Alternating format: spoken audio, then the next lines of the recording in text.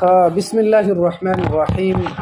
اللهم صل على روح محمد في الأرواح، اللهم صل على جسد محمد في الأجساد، اللهم صل على قبر محمد في القبور. باب استحباب طيب الكلام وطلاقة الوجه عند اللقاء. استحباب په معنا د پسندګي سره راځي. څه شي سره؟ پسندګي، خوښوالي سره. طيب په معنا د خوشبو سره استعمالېږي. څه سره؟ خو دې ځای کې په معنا د پاکیزګي، دې ځای کې په معنا د پاکیزګي سره ده. او طلاقت دا په معنا د نرمي کې راځي. او لقاء خو ملاقات ته ویل کېږي. نو باب استحباب طيب الكلام دا باب دی په بیان د پسندګي د پاکیزه او ښه خبرو کې. وطلاقت الوجه او نرمی او خنده پیشانی د مخ عند اللقاء په وخت د ملاقات. یعنی دا باب په بیان د خسته خبرو کې او په خنده پیشانی سره یو چا سره د ملاقات په باره کې دا بیان دی. یعنی چې ته کله هم خبرې کوي نو ښکلې پاکیزه خبرې کوه. چې کله هم یو چا سره ملاقات کوي نو ښه خوشحالۍ سره خنده پیشانی سره کوه. د تندي باندې 12 بجې مه جوړوه. نو دا د دې په بیان کې دی. قال الله تعالی، فرمایلی دی الله رب العالمین، واخفض خکتک. رسول الله صلی الله علیه وسلم ته الله رب العالمین فرمای خکتک جناحک، خپل دغه مټي، خپل دغه مټي للمؤمنین د پاره د مؤمنانو. یعنی اے محمد رسول الله صلی الله علیه وسلم دغه مؤمنانو سره، دغه صحابه کرامو سره ته په نرمي باندې ژوند کوه، دوی سره سختی مه کوه. هم دغه پیغام زمونږ د پاره هم دی چې په معاشره کې یو بل سره که تاسو ژوند تیروئ نو په نرمي او په خوشحالي سره ژوند تیروئ، سختی ډیر زیات مه اختیاروئ. مخکې بیا فرمایي وقال الله تعالی، فرمایلی دی الله رب العالمین، ولو كنت فظا کچرت ویتا، کچری ویتا فظا په معنا سخت خویا، سخت خویا یعنی عادت او خوی د سخت وو. غلیظ القلب او سخت زړه والا، یعنی د سخت زړه خاون. کچرت پیغمبر علیه الصلاۃ والسلام کچرت تاسو سخت خوی وای یا کچرت تاسو د سخت زړه خاون وای، لنفضوا نو هغه ټول به پاسیدلی وو، منتشر شوی وو، من حولک استاده غیر چاپیرنه او ستاسو دا خواښاونه. یعنی الله رب العالمین پیغمبر علیه الصلاۃ والسلام ته فرمایي چې اے محبوب علیه الصلاۃ والسلام که چرته ستا طبیعت، مزاج، عادت سخت وو او که چرته زړه دې سخت وو نو دا صحابه کرام به ستا ګیر چاپیره ناست نه وو، بلکې تا به ټول تانه چې دا صحابه کرام نه دي پاسېدلی، له تانه نه د منتشر شوی. معلومیږي دا چې رسول الله صلی الله علیه وسلم رحم دل، خنده پیشانی والا او رسول الله مبارک علیه الصلاۃ والسلام د اخلاق او پیکر او یو نمونه و. نو مطلب دا تاسو وګورئ په دې مخ د ځمکه باندې څوک چې بد اخلاقه وي هغې سره د هیڅ چا نه لګي، څوک ورسره کینی هم نه، هغې خبره هم په هر چا بد لګي. بد اخلاقه سړی که چېرته یو ښه خبره هم چاته کوي نو په انسان بد لګي. او که چېرته یو با اخلاقه انسان، یو رحم دل انسان، نرمي کوونکی انسان، هغه که چېرته کله ناکله یو چاته سخته خبره هم وکړي خلکو باندې دا خبره ښه لګي. نو په دې معاشره کې که چېرته تاسو ژوند کول غواړئ، اول خو به دا کوئ چې یو چا سره که تاسو ملاقات کوئ نو په خنده پیشانی سره ملاقات وکئ. یو چا سره خبرې کوئ که غصه کې هم یې، بس دا خبرو انداز نرم وساته، خبرو انداز. موسی علیه السلام ته الله رب العالمین وحی کوي چې ته لاړ شه فرعون خواته، هغې ته دعوت ورکه. هغې بغاوت کړی دی، د الله رب العالمین د بادشاهي نه انکار کړی دی، د الله رب العالمین د بادشاهي د ځان دپاره ثابتوي چې زه الله یم، خدای یم. خو چې کله موسی علیه السلام الله رب العالمین د فرعون خواته لیږي، الله رب العالمین موسی علیه السلام ته فرمایي چې ته ورسره خبره په نرمي سره کوه، سختي سره. نو اوس وګورئ په مخ د ځمکه باندې د فرعون نه لوی مجرم به څوک وي؟ نه، بل څوک شته چې د خدای دعوه کړې د فرعون نه علاوه؟ وي به، خو لکه په دې مسلمانانو کې خو داسې څوک نشته که نه، په دې معاشره کې خو داسې څوک نشته که نه.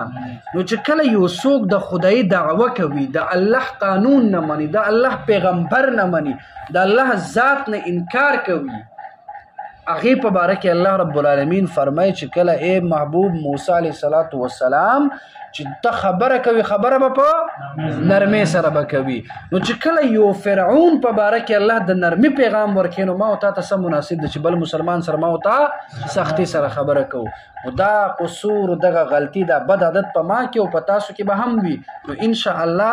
د دې آیتونو د اورېدو نه پس موږ به دا کلک عزم کوو چې نن نه پس به موږ چا سره په سختي سره خبره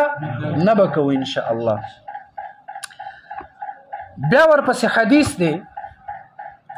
چې په دې حدیث کې رسول الله مبارک علیه السلام فرمایي چې تاسو ځان د جهنم نه وساتئ، ولو بشق تمرة، که چرته دا د کجورې په یو ټوکړه سره ولې نه وي. نو په دې حدیث کې دوه خبرې دي. یو خدا دی چې نبی علیه السلام فرمایي چې د جهنم نه تاسو ځان وساتئ. دویم خبره دا ده چې ترغیب د صدقه ورکولو ده، چې تاسو صدقه ورکوئ. د صدقه ورکولو په وجه باندې اکثر الله رب العالمین انسان د جهنم د اور نه ساتي او بچ کوي. اگر که بیا رسول الله صلی الله علیه وسلم فرمایي اگر که چرته یو ټوکړه د کجوري هم در سره موجود نه وي، ته دغه صدقه کوه په یو ښایسته خبره کولو سره. یعنی ته یو چاته ښایسته خبره وکړي، دا ښایسته خبره کول هم صدقه ده. نو رسول الله مبارک علیه السلام فرمایي، عن عدي بن حاتم رضی الله عنه روایت دی چې دی فرمایي قال رسول الله صلی الله علیه وسلم فرمایلی چا دی؟ رسول الله صلی الله علیه وسلم، اتقوا النار، وساتئ ځان د اور نه، ولو بشق تمرة، کچری دا وی په یو ټوکړه ده کجوري سره، فمن لم یجد، که څوک دا کجوري دا ټوکړه هم نه مومي، فبکلمة طیبة، نو دې ځان وساتي د جهنم د اور نه پس سره، یو ښکلې یو خبرې سره، یو ښکلې یو کلمې سره. دې پسې د حضرت ابو هریره رضی الله عنه روایت دی چې هغه فرمایي چې رسول الله صلی الله علیه وسلم فرمایلی ده چې ښایسته خبره کول دا هم صدقه ده. ښایسته خبره کول دا صدقه ده. نو چې کله ښایسته خبره کول صدقه ده، ما او تا سره لکاو کروڑو مال که چرته نه وي، نو زما او ستا په دماغو کې خبرې خو وي که نه؟ موږ فضول څومره خبرې کوو. موږ چې یو بل مسلمان سره کینو د یو چا غیبت کوو، د یو چا باندې بهتان لګوو، یو چا باندې الزام لګوو، دا ټول ګناه کبیره ده. نو چې کله دې ګناه کبیره په مقابل کې موږ یو چا ته ښه خبره وکړو، یو چا ته حدیث وښایو، قرآن وښایو، دا صدقه ده. او صدقه په وجه باندې الله رب العالمین د انسان د جهنم د اور نه ساتي. او په دنیا کې ډیر داسې مصیبتونه او پریشانی او بیماریانی او غربت وي چې هغه د صدقه ورکولو په وجه باندې الله تعالی د انسان نه ختم کی. الله رب العالمین په دې فراخي راولي، الله رب العالمین ور باندې خپل انعامات وکي ښکلې خبره کولو سره. او بل دا ده چې یو څوک بده خبره کوي، نو د دې بد خبرو په وجه باندې بل انسان ته نقصان رسي که فایده نقصان رسي، بل انسان زړه ته دک رسي کنه. او رسول الله صلی الله علیه وسلم فرمایي المسلم من سلم المسلمون من لسانه، بل مسلمان حقیقي مسلمان او کامل مسلمان هغه دی چې د هغې د لاس او د ژبې تکلیف نه بل مسلمان محفوظ وي. نو رسول الله صلی الله علیه وسلم فرمایي چې ان نبی صلی الله علیه وسلم قال والکلمة طیبة، یو بهتره خبره، ښکلې خبره، پاکیزه خبره صدقه، دا صدقه ده. متفق علیه، محمد بن اسماعیل البخاری رحمه الله، امام بخاری رحمه الله هم دا روایت نقل کړی ده او امام مسلم رحمه الله هم نقل کړی ده. وهو بعض حدیثین، دغه کم ټوکړه د حدیث چې بیان شو دا بعض یو ټوکړه د حدیث دی تقدم بطوله او دا مخکې بیان شوی دی په تفصیل سره یعنی دا حدیث یو ټوکړه ده چې په دې ځای کې بیان شو او تفصیلا دا مخکې بیان شوی ده بیا ورپسې د حضرت ابو ذر رضی الله عنه روایت دی چې هغه فرمایي چې رسول الله صلی الله علیه وسلم فرمایلی دا چې تاسو حقیر او سپک مګړی یو بهترین یو شیز د نیکی او کار د نیکی او شیز تاسو حقیر مګړی اگر که دا شیز دومره وړوکی ولی نه وي اگر که دا شیز دا ولی نه وي چې ته یو چا سره په خنده پیشانی سره ملاقات وکي یو چا سره خنده پیشانی سره ملاقات وکي مطلب دا چې رسول الله صلی الله علیه وسلم فرمایي چې یو شیز په اسلام کې خوښ ګرځېدلی وي یو شیز اسلام خوښوي او د یو شی په باره کې اسلام کې ښه پیغام راغلی وي چې دا ښه دی هغه شیز اگر که ورکوټي وي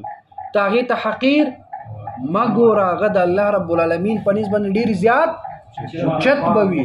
بل رسول الله صلی الله علیه وسلم روایت دی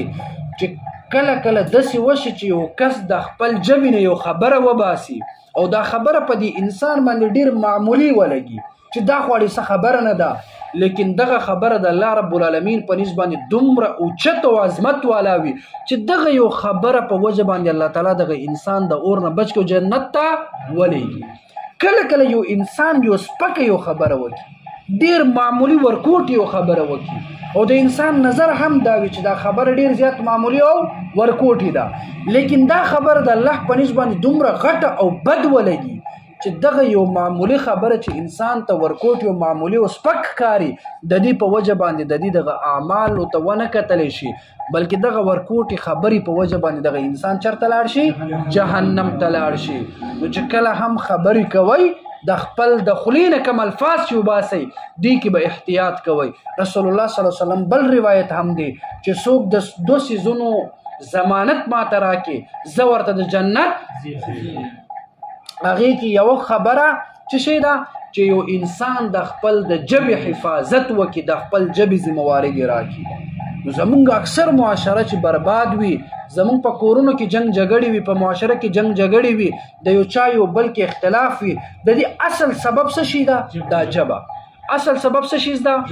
دا ژبه ده نو چې کله دا ژبه کله چې محفوظ وي ګناهونه به معاشره کې ختمېږي دا روایت کور کې خپل زنانو ته بیانول انتهایی اهم دی دا ژبې دا مرض دا په زنانو کې ډېر زیات بد وي نو زنانه چې چرته کېني د یو چا غیبت کوي یو چا پسې بد رد وایي یو چا سپکې هسې دروغونه وایي نو زنانو ته دا روایت ویل پکار دي هغه یو کاکا و هغې یو لور وه نو خلکو ته پته وه چې دا لور د دې ده یو کس راغی ورته وایي چې زه درته 7 लाख روپۍ هم در کوم او جهیز هم درنه نه غواړم هر څه دې ښځې ته زه کوم دا لور دې ماله په نکاح راکړه خواته ورسره بل کس و نو دی ورته وایي چې زه درته 10 लाख روپۍ در کوم دا لور ته ماته په نکاح راکړه نو په لاره کې بل یو کس تېرېدو هغې پوښتنه وکړل چې د لور کې کمال څه شی ده چې یو 7 लाख روپۍ ورکوي بل 10 लाख روپۍ ورکوي او نکاح باندې غواړي نو هغه کاکا ورته وایي چې زما دا لور چاړه دا خبرې نشي کولی دې کس ورته وایي چې زما طرف یو 15 کروڑ واخله دا ماته په نکاح راکړه نو مطلب دا چې کم ښځه چاړه یي که نه نو دا ډېر بهتره وي او چې کم ښځه 100 ګزه ژبه لري که نه هغې نه دا ټول محله په اور کې ولاړ وي نو دا روایات په کورونو کې بیانول او خپل زنانو په دې باندې عملي طور باندې راوستل دا ډېر اهم دی رسول الله صلی الله علیه وسلم فرمایي که نه بلغوا عني ولو آیه تاسو له مانه دا دین بل چاته ورسوئ اگر که دا ورکوټي یو آیت ولې نه وي نو دا زنانه خو مدرسې ته نه راځي که نه نو تاسو به دا زده کوئ خپل کور کې زنانو ته به دا ښایو به انشاءالله نو رسول الله صلی الله علیه وسلم فرمایي لا تحقرن من المعروف شیئا د نیکی د کارونو نه یو شیز ته حقیر مه ګڼه ولو ان تلقى اخاك بوجه طليق اگر که دا معروف دا کار ولی نه وي چې ته په خوش طبیعت سره او په خندا پیشانی سره خپل مسلمان رور سره ملاقات تلقا په معنی د ملاقات سره اخاک رور بوجه طلیق په خندا پیشانی مخ سره یعنی دا ښه کار اگر که دا ولی نه وي چې ته خپل مسلمان رور سره په خندا پیشانی سره ملاو شي دا هم ته حقیر مه ګڼه دا هم د الله رب العالمین په نسبت باندې ډېر زیات د عزت او د اجر باعث ګرځېږي نو الله رب العالمین دی اول ماته او بیا وروسته تاسو ته په دې ټولو خبرو باندې د عمل کولو توفیق راکړي اللهم صل على روح محمد في الارواح اللهم صل على جسد محمد في الاجساد اللهم صل على قبر محمد في القبور